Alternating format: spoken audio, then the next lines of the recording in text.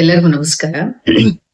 ನಾನು ಹಿಂದಿನ ವಿಡಿಯೋ ಒಳಗೆ ಹೇಳಿದ್ದೆ ಆಹಾರ ಎಷ್ಟೆಷ್ಟು ಕಾರ್ಬೋಹೈಡ್ರೇಟ್, ರೊಟ್ಟಿ ಎಷ್ಟು ತಿನ್ಬೇಕು, ಚಪಾತಿ ಎಷ್ಟು ತಿನ್ಬೇಕು ಅಂತ ನಾ ಹೇಳ್ತಾ ಇಲ್ಲ. ಕಾರ್ಬೋಹೈಡ್ರೇಟ್ ದೇಹಕ್ಕೆ ಎಷ್ಟು ಹೋಗ್ಬೇಕು, ಪ್ರೋಟೀನ್ ಎಷ್ಟು ಹೋಗ್ಬೇಕು, ಫ್ಯಾಟ್ ಎಷ್ಟು ಹೋಗ್ಬೇಕು, ಫೈಬರ್ ಎಷ್ಟು ಹೋಗ್ಬೇಕು ಅನ್ನೋದ್ರ ಬಗ್ಗೆ ವಿಚಾರ ಮಾಡೋಣ ಅಂತ ಹೇಳಿದ್ದೆ ನಾನು.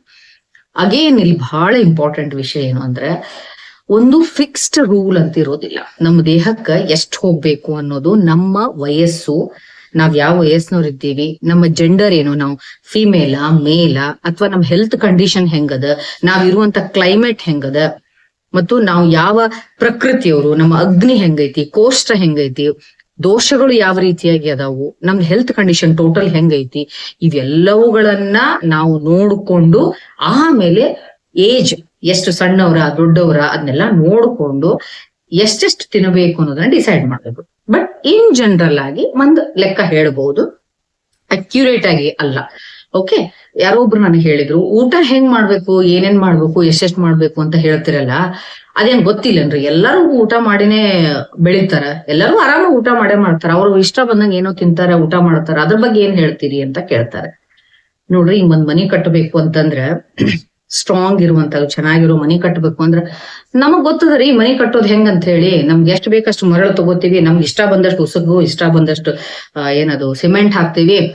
ನೀರ ಹಾಕ್ಬೇಕಂತೇನಿಲ್ಲ, ನಮಗ್ ಇಷ್ಟ ಇಲ್ಲ ನೀರ್ ಹಾಕಕ್ಕ, ಒಂದಿಷ್ಟು ಪೆಟ್ರೋಲ್ ಮಿಕ್ಸ್ ಮಾಡ್ತೀವಿ, ಎಲ್ಲಾ ಮಾಡಿ ನಾವ್ ಮನಿ ಕಟ್ತೀವಿ.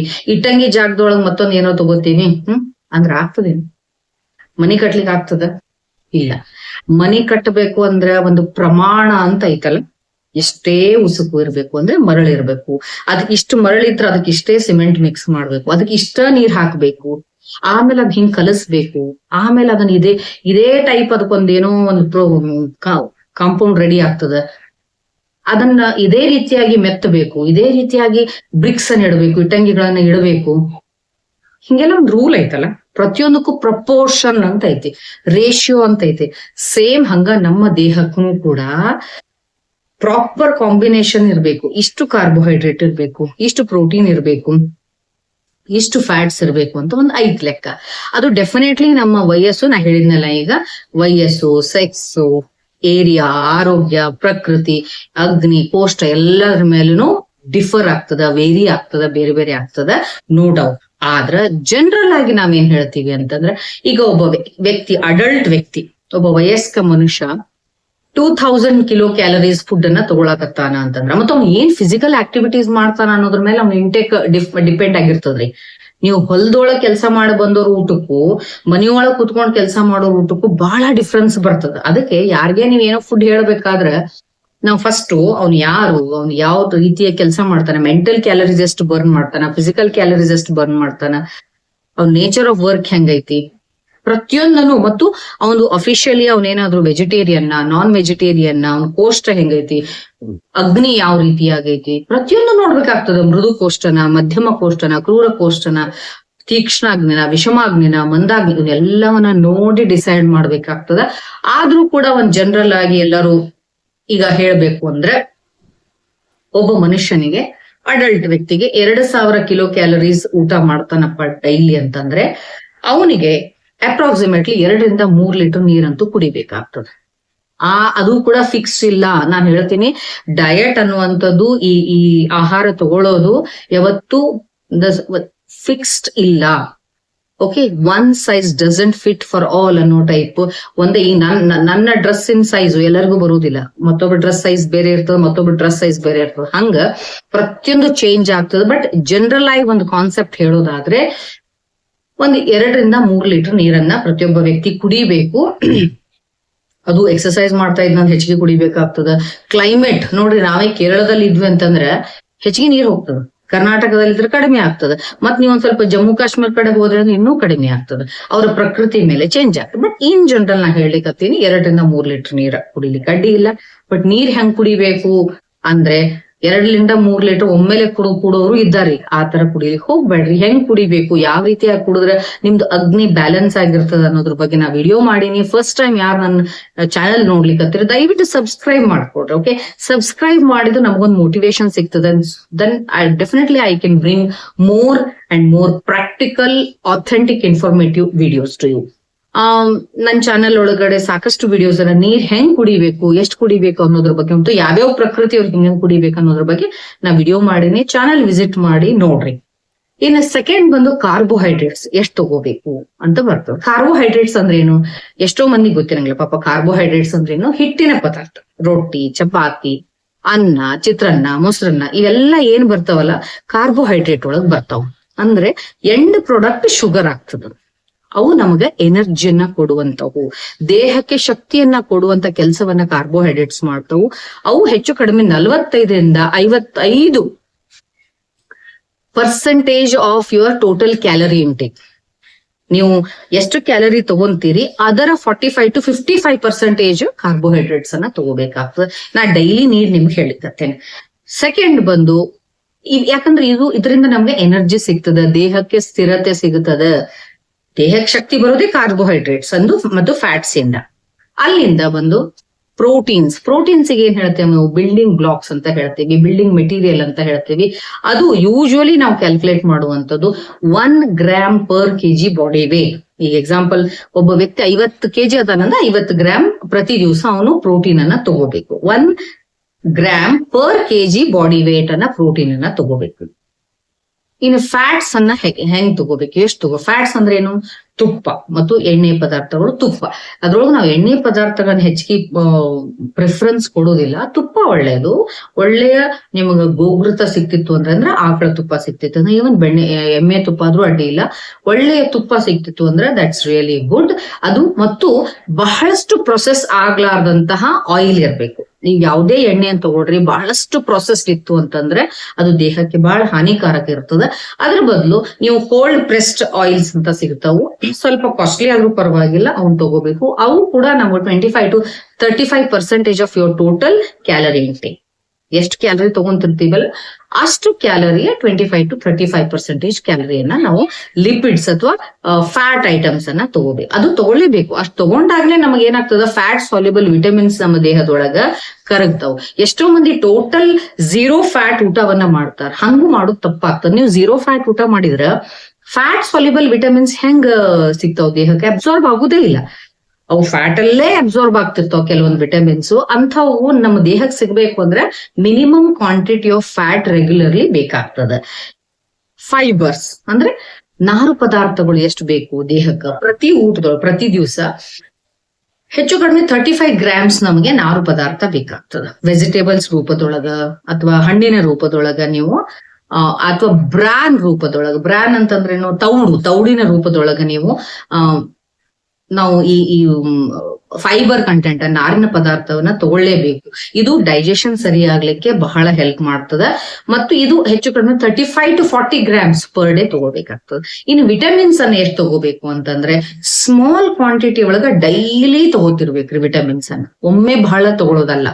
ವೈಟಮಿನ್ಸ್ ಒಂದ್ ರೀತಿ ಹೆಂಗಪ್ಪ ಅಂದ್ರೆ ಹಾಲು ಮೊಸರು ತಂದಂಗ, ಡೈಲಿ ಹೆಂಗ್ ತರ್ತೀವಲ್ಲ 1 ಲೀಟರ್ 2 ಲೀಟರ್ ಹಾಲು ತರ್ತಿರ್ತೀವಲ್ಲ ಆ ರೀತಿಯಾಗಿ ಡೈಲಿ ವಿಟಮಿನ್ಸ್ ಅನ್ನ ತಗೊಳ್ತಾ ಇರಬೇಕು. ಡೈಲಿ ಬೇಸಿಸ್ ಒಳಗಿರ್ಬೇಕು ಮತ್ತು ಎಲ್ಲಾ ರೀತಿಯ ಆಹಾರದ ಮುಖಾಂತರವಾಗಿ ತಗೋಬೇಕು. ಆದಷ್ಟು ನೀವು ವಿಟಮಿನ್ಸ್ ಟ್ಯಾಬ್ಲೆಟ್ಸ್ ಕ್ಯಾಪ್ಸೂಲ್ಸ್ ತಗೊಳ್ಳೋದನ್ನ ಅವಾಯ್ಡ್ ಮಾಡ್ರಿ. ಇನ್ನು ಮಿನರಲ್ಸ್ ಕೂಡ ಒಂದು ಮಾಡ್ರೇಟ್ ಕ್ವಾಂಟಿಟಿ ಒಳಗೆ, ಮೈಲ್ಡ್ ಟು ಮಾಡ್ರೇಟ್ ಕ್ವಾಂಟಿಟಿ ಒಳಗೆ ಅವು ಕೂಡ ಡೈಲಿ ಬೇಕೇ ಬೇಕು. ಅಂದ್ರೆ ಮಿನರಲ್ಸ್ ಅಂದ್ರೆ ಕ್ಯಾಲ್ಸಿಯಂ, ಐರನ್ ಕಂಟೆಂಟ್ ಇವು ಕೂಡ ಡೈಲಿ ಹೆಂಗ್ ತಗೋತೀವಿ ಹಂಗ್ ಖರ್ಚಾಗ್ತಿರ್ತಾವ. ನಮ್ಮ ಎಲ್ಲಾ ರೀತಿಯ ಆಕ್ಟಿವಿಟೀಸ್ ಇವೆಲ್ಲವೂ ಫ್ಯೂಯಲ್ ಇದ್ದಂಗ, ಒಂದ್ ರೀತಿ ಇಂಧನ ಇದ್ದಂಗ. ಹಿಂಗಾಗಿ ಇವುಗಳನ್ನ ನೀವು ಸರಿಯಾಗಿ ತಗೊಳ್ತಾನೆ ಇರ್ಬೇಕು. ಹಿಂಗಾಗಿ ಫಿಕ್ಸ್ಡ್ ತಟ್ಟಿ ಒಳಗೆ ಇಷ್ಟೇ ತಿನ್ಬೇಕು ಅಂತ ಇಲ್ಲ. So again it depends on the age. ಸಣ್ಣ ಮಕ್ಕಳಿಗೆ ಬೇರೆ ಆಗ್ತದ, ದೊಡ್ಡವರಿಗೆ ಬೇರೆ ಆಗ್ತದ. ಅದಕ್ಕೆ ಒಂದೇ ಡಯಟ್ ಅನ್ನು ಯಾರೋ ಏನೋ ತಿನ್ಲಿಕ್ಕತ್ತಾರ ಅಂತ ಹೇಳಿ ದಯವಿಟ್ಟು ನೀವು ಅದನ್ನ ಫಾಲೋ ಮಾಡ್ಲಿಕ್ಕೆ ಹೋಗ್ಬೇಡ್ರಿ. ನಿಮ್ಮ ಪ್ರಕೃತಿ ನೋಡ್ರಿ ಏನಾಗ್ತದ, ಪ್ಯೂರ್ ವಾತ ಪ್ರಕೃತಿ ಇರುವಂತವ್ರು ಹೆಚ್ಚಿಗೆ ನೀರ್ ಕುಡಿಬೇಕಾಗ್ತದ. ಅವ್ರು ಹೆಚ್ಚು ಕಡಿಮೆ 3 ಇಂದ 4 5 ಲೀಟರ್ ನೀರು ಕುಡಿದ್ರು ಕೂಡ ಇಟ್ಸ್ ವೆರಿ ಗುಡ್. ಅದೇ ಪಿತ್ತ ಪ್ರಕೃತಿ ಇರೋರು ಒಂದು ಮಾಡ್ರೇಟ್ ನೀರು ಕುಡಿಬೇಕಾಗ್ತದೆ. ಕಫ ಪ್ರಕೃತಿ ಇರೋರು ಬಹಳ ಲೆಸ್ ಕ್ವಾಂಟಿಟಿ ಆಫ್ ವಾಟರ್ ಹೋಗ್ತದೆ. ಇನ್ ಹೆಲ್ತ್ ಕಂಡೀಷನ್ಸ್ ಇರ್ತಾವ, ಲೈಕ್ ಕಾರ್ಡಿಯಾಕ್ ಪ್ರಾಬ್ಲಮ್ಸ್ ಇರ್ತಾವ ಅಥವಾ ರೀನಲ್ ಪ್ರಾಬ್ಲಮ್ಸ್ ಇರ್ತಾವ, ಅಂಥವ್ರಿಗೆ ವಾಟರ್ ರಿಸ್ಟ್ರಿಕ್ಷನ್ ಮಾಡ್ತಾರ. ಹೆಚ್ಚಿಗೆ ನೀರ್ ಕುಡಿಲಿಕ್ಕೆ ಬರಂಗಿಲ್ಲ, ಅವ್ರು ಕುಡಿದ್ರಾಗ ನೀವು ಕುಡುದು ಏನಾರ ಅನಾಹುತ ಮಾಡ್ಕೊಬಾರ್ದು. ಅದಕ್ಕೆ ಯಾವಾಗ್ಲೂ ಯಾರೋ ಏನೋ ಹೇಳಿದ್ರು ಅಂತ ದಯವಿಟ್ಟು ಮಾಡ್ಕೊಳಿಕ್ ಹೋಗ್ಬೇಡ್ರಿ. ಹಿಂಗ್ ಇದೇ ಫಿಕ್ಸ್ ಅಂತ ಇಲ್ಲ. ಇನ್ನು ಬಹಳ ಇಂಪಾರ್ಟೆಂಟ್ ಇರುವಂತಹ ವೈಟಮಿನ್ಸ್ ಯಾವು ನಾ ಹೇಳಿಕದ ಜನರಲ್ ಆಗಿ ಎಲ್ಲರಿಗೂ ಯಾರಿಗೆ ಡೆಫಿಷಿಯನ್ಸಿ ಆಗಿರ್ತದ ಅವ್ರನ್ನ ಅಟೆಂಡ್ ಮಾಡುವಂತ ಡಾಕ್ಟರ್ ಅವ್ರಿಗೆ ಏನ್ ಕೊಡ್ಬೇಕು ಕೊಡ್ತಾರೆ. ಜನರಲ್ ಆಗಿ ಒಂದು ಹೆಲ್ತ್ ಉಳಿಬೇಕು ಅಂತಂದ್ರೆ ವೈಟಮಿನ್ ಎ ಬೇಕು, ವೈಟಮಿನ್ ಬಿ ಕಾಂಪ್ಲೆಕ್ಸ್ ಬೇಕು, ವೈಟಮಿನ್ ಸಿ ಬೇಕು, ವೈಟಮಿನ್ ಡಿ ಬೇಕು, ವೈಟಮಿನ್ ಕೆ ಬೇಕು, ವೈಟಮಿನ್ ಇ ಬೇಕು. ಇವೆಲ್ಲವೂ ಸಿಗೋದು ಎಲ್ಲಿ ಅಂದ್ರೆ ನಮ್ಮ ಗ್ರೀನ್ ಲೀಫಿ ವೆಜಿಟೇಬಲ್ಸ್ ಒಳಗಡೆ, ಹಣ್ಣುಗಳೊಳಗ, ನಟ್ಸ್ ಒಳಗಡೆ, ರಾಗಿ, ಬಾಜ್ರಾ ಇಂತ ಮತ್ತು ಗೋಧಿ ಒಳಗ. ಯಾವ ಆಹಾರವೂ ಕೆಟ್ಟದ್ದಲ್ಲ, ಅತಿ ಸರ್ವತ್ರ ವರ್ಜಯೇ ಅಂತ ಹೇಳಿ ಅತಿಯಾಗಿ ಒಂದೇ ತರದ ಆಹಾರ ತಗೊಳ್ಳೋದು ಕೆಟ್ಟದ್ದು. ಪದೇ ಪದೇ ಚೇಂಜ್ ಮಾಡ್ತಿರ್ಬೇಕು. ಷಡ್ರಸಯುಕ್ತ ಆಹಾರವನ್ನ ನೀವು ಒಂದು ಫಾರ್ಮ್ ಮಾಡ್ಕೋಬೇಕು. ಊಟ ಅಂತ ಬಂತು ಅಂದ್ರೆ ಬೆಳಗ್ಗೆ ಮಧ್ಯಾಹ್ನ ರಾತ್ರಿ ಎವ್ರಿ ಟೈಮ್ ಊಟದೊಳಗಡೆ 6 ರಸಗಳಿರ್ಬೇಕು, ಎಲ್ಲಾ ತರದ ಹಣ್ಣುಗಳಿರ್ಬೇಕು, ಎಲ್ಲಾ ತರದ ಕಾಯಿಪಲ್ಯಗಳಿರ್ಬೇಕು, ಫ್ಯಾಟ್ ಕಂಟೆಂಟು ಇರಬೇಕು, ತುಪ್ಪವನ್ನ ತಿಂತಿರ್ಬೇಕು. ತುಪ್ಪ ವಿಲನ್ ಅಲ್ಲ, ತುಪ್ಪ ಮುಟ್ಟಂಗಿಲ್ಲ ಅಂತ ತಿಳ್ಕೊಂಡು ಕೆಲವು ಜನ ಮಾಡ್ತಾರ. ಹಂಗ್ ಮಾಡಿದ್ರೆ ಅಂದ್ರೆ ಬಹಳ ದೊಡ್ಡ ಸಮಸ್ಯೆ ಆಗ್ತದೆ. ಅಂಡ್ ವೈಟಮಿನ್ ಡಿ ಹೆಂಗ್ ಸಿಗ್ಬೇಕು ಅಂದ್ರೆ ಇವೆಲ್ಲಾ ತಗೊಂಡಾಗ ನಿಮಗ ಈ vitamin A, B, C, E, K ಇವೆಲ್ಲವೂ ನಮಗ ಆಹಾರಗಳ ಮುಖಾಂತರ ಸಿಗ್ತಾವ. ಇವ್ ತಗೊಂಡು ನೀವು ಸೂರ್ಯನ ಬಿಸಿಲಿಗೆ ಎಷ್ಟು ಎಕ್ಸ್ಪೋಸ್ ಆಗ್ತಿರಲ್ಲ ಅವಾಗ ದೇಹದೊಳಗ ಮೆಟಬಾಲಿಕ್ ಫಂಕ್ಷನ್ ಆಗ್ತದೆ, ಜೀರ್ಣ ಪ್ರಕ್ರಿಯೆ ಶುರುವಾಗ್ತದೆ. ಆ ಚಯಾಪಚಯ ಕ್ರಿಯೆ ಒಳಗ ವೈಟಮಿನ್ ಡಿ ಸಿಂಥೆಸಿಸ್ ಆಗ್ತದೆ. ಹೊರಗಡೆಯಿಂದ ವಿಟಮಿನ್ ಡಿ ತಗೊಳ್ಳುವಂತದ್ದಲ್ಲ. ಹಿಂಗಾಗಿ ನಾವು ಎಲ್ಲಾ ರೀತಿಯ ವೈಟಮಿನ್ಸ್ ಅನ್ನ ಡೈಲಿ ಮ್ಯಾನೇಜ್ ಮಾಡ್ಕೋಬೇಕು. ಇನ್ನು ಮಿನರಲ್ಸ್, ಬಹಳ ಇಂಪಾರ್ಟೆಂಟ್ ಮಿನರಲ್ಸ್ ಯಾವು? Calcium, ion content, magnesium, manganese, zinc ಇವುಗಳನ್ನು ಕೂಡ ನೀವು ನಮ್ಗೆ ಒಂದು ಕಂಪ್ಲೀಟ್ ಫಾರ್ಮ್ ಒಳಗೆ ಸಿಗಬೇಕು ಅಂದ್ರೆ ಮೇನ್ ಫುಡ್. ಅದಕ್ಕೆ ಆಯುರ್ವೇದದೊಳಗೆ ಬಹಳ ಚಂದ ಒಂದು ಕೊಟೇಶನ್ ಐತಿ. ಏನಪ್ಪಾ ಅಂದ್ರೆ ಪಥ್ಯ ಸರಿಯಾಗಿ ಮಾಡುವಂಥವನಿಗೆ ಔಷಧಿ ಅವಶ್ಯಕತೆ ಇಲ್ಲ. ಪಥ್ಯ ಸರಿ ಮಾಡ್ಲಿಲ್ಲ ಅಂದ್ರ ಅವನಿಗೂ ಔಷಧಿ ಅವಶ್ಯಕತೆ ಇಲ್ಲ. ಅಂದ್ರೆ ಸರಿಯಾಗಿ ಆಹಾರವನ್ನು ತಗೊಳ್ಳೋ ಪದ್ಧತಿ ಗೊತ್ತಿಲ್ಲ ಅಂದ್ರ ಅವ್ನಿಗೆ ಏನ್ ಟ್ರೀಟ್ಮೆಂಟ್ ಕೊಡ್ತೀರಿ ನೀವು? ಉಪಯೋಗ ಇಲ್ಲ. ಆದ್ರೆ ಪಥ್ಯ ಸರಿ ಮಾಡುವವನ್ಗೆ ಸ್ವಲ್ಪ ಟ್ರೀಟ್ ಮಾಡಿದ್ರು ಸಾಕು, ಅವನು ಸರಿ ಮಾಡ್ಕೊಂಡ್ಬಿಡ್ತಾನೆ, ದೇಹವನ್ನ ಹೀಲ್ ಮಾಡ್ಕೊಳ್ಳಿಕ್ ಹೆಲ್ಪ್ ಆಗ್ತದೆ. ಅದಕ್ಕೋಸ್ಕರ ಅವಶ್ಯಕತೆ ಇರುವಂತಹ ವೈಟಮಿನ್ಸ್, ಮಿನರಲ್ಸ್ ಅನ್ನ ಡೈಲಿ ನಾವು ಸಣ್ಣ ಪ್ರಮಾಣದಲ್ಲಿ ಕಂಟಿನ್ಯೂಸ್ ತಗೊಳ್ತಾನೆ ಇರಬೇಕು. ಜೊತೆಗೆ ಇವೆಲ್ಲವುಗಳನ್ನ ಕಾರ್ಬ್ಸ್, ಪ್ರೋಟೀನ್ಸ್, ಫ್ಯಾಟ್ಸ್, ಫೈಬರ್ಸ್ ಅನ್ನ ಸರಿಯಾದ ಪ್ರಮಾಣದಲ್ಲಿ ತಗೊಂಡು ಅದಕ್ಕೆ ತಕ್ಕಂತೆ ನಮ್ಮ ಫಿಸಿಕಲ್ ಆಕ್ಟಿವಿಟೀಸ್ ಅನ್ನ ಇಟ್ಕೋಬೇಕು.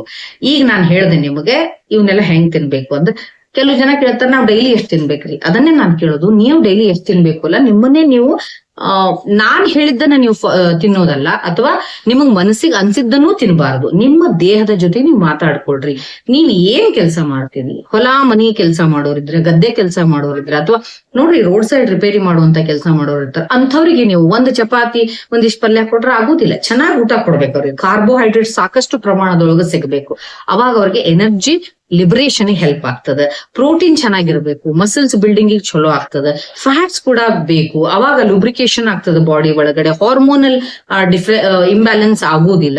ಇವೆಲ್ಲ ಆಗ್ಬೇಕು. ಬ್ರೈನ್ ಆಕ್ಟಿವಿಟೀಸ್ ಎಲ್ಲ ಸರಿ ಆಗ್ಬೇಕು ಅಂದ್ರೆ sufficient quantity of magnesium, potassium ಇವೆಲ್ಲ ಬೇಕು, ಕ್ಯಾಲ್ಸಿಯಂ ಇವೆಲ್ಲ ಬೇಕಾಗ್ತಾವು. ಅದಕ್ಕೋಸ್ಕರ ನಾವ್ ಎಂತ ಕೆಲಸ ಮಾಡ್ಲಿಕ್ಕೆ ಹತ್ತೀವಿ ಅನ್ನೋದು ಬಹಳ ಬಹಳ ಮುಖ್ಯ. ನಾವ್ ಏನ್ ತಿಂದು ಸೆಡೆಂಟ್ರಿ ಲೈಫ್ ನಡೆಸಿದ್ವಿ ಅಂದ್ರೆ ಎಲ್ಲ ಒಂಥರ ತಿಪ್ಪಿಗೆ ಹಾಕ್ದಂಗ ಆಗ್ತದ. ಅದಕ್ಕೋಸ್ಕರ ಫಿಸಿಕಲಿ ಎಷ್ಟು ಕ್ಯಾಲರಿಯನ್ನ ನಾವು ಬರ್ನ್ ಮಾಡ್ತೇವಿ, ಮೆಂಟಲಿ ಎಷ್ಟು ಕ್ಯಾಲರಿಯನ್ನ ಬರ್ನ್ ಮಾಡ್ತೇವಿ, ನಮ್ ನೇಚರ್ ಆಫ್ ಪ್ರಕೃತಿ ಹೆಂಗೈತಿ, ಅಗ್ನಿ ನಮ್ದು ಹೆಂಗೈತಿ, ಕೋಷ್ಟ ಹೆಂಗೈತಿ, ಯಾವ ಒಂದು ಏರಿಯಾದೊಳಗಿದ್ದೇವಿ, ಯಾವ ರೀತಿಯಾಗಿ ನಾವು ಒಂದು ಫ್ಯಾಮಿಲಿ ಒಳಗ್ ಬಂದೇವಿ. ಈ ನೋಡ್ರಿ ಕಂಪ್ಲೀಟ್ ಆಗಿ ಅಫಿಷಿಯಲಿ ನಾನ್ ವೆಜಿಟೇರಿಯನ್ಸ್ ಇರ್ತಾರೆ. ಅವ್ರಿಗೆ ಹೆಚ್ಚಾಗಿ ನಾನ್ ವೆಜ್ ತಿನ್ನುವಂತ ರೂಢಿ ಇರ್ತದ. ಅಂತವ್ರಿಗೆ ನೀವು ಬೆಳಿಗ್ಗೆ ರೊಟ್ಟಿ ತಿನ್ರಿ, ಮಧ್ಯಾಹ್ನ ಚಪಾತಿ ತಿನ್ರಿ, ಇಷ್ಟೇ ಕಾಯಿಪಲ್ಯ ತಿನ್ರಿ, ಸೌತಿಕಾಯಿ ತಿನ್ರಿ, ಗಜ್ರಿ ತಿನ್ರಿ ಅಂದ್ರೆ ಅವ್ರಿಗೆ ಬದುಕಿದ ಉಪಯೋಗ ಏನೋ ಅನಿಸ್ಬಿಡ್ತದ. ಹಿಂಗಾಗಿ ಇದರರ್ಥ ನಾನ್ ವೆಜ್ ತಪ್ಪು ಅಂತ ಹೇಳೋದಿಲ್ಲ.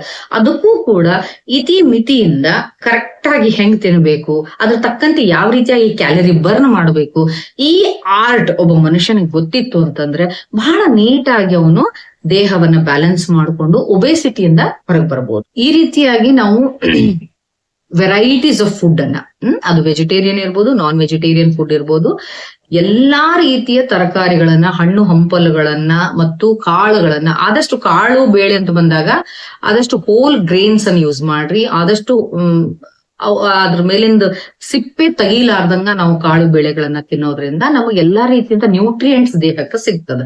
ದೇಹಕ್ಕೆ ಸಿಕ್ಕಂತ ನ್ಯೂಟ್ರಿಯೆಂಟ್ ಅನ್ನ ಸರಿಯಾಗಿ ಚಯಾಪಚಯ ಮಾಡುವಂಗೆ ನಾವು ಫಿಸಿಕಲ್ ಆಕ್ಟಿವಿಟೀಸ್ ಅನ್ನ ಇಟ್ಟುಕೊಂಡು, ಅದ್ರ ಜೊತೆಗೆ ಮಾನಸಿಕವಾದಂತ ಕಾಮ್ನೆಸ್ ಇಸ್ ವೆರಿ ಇಂಪಾರ್ಟೆಂಟ್.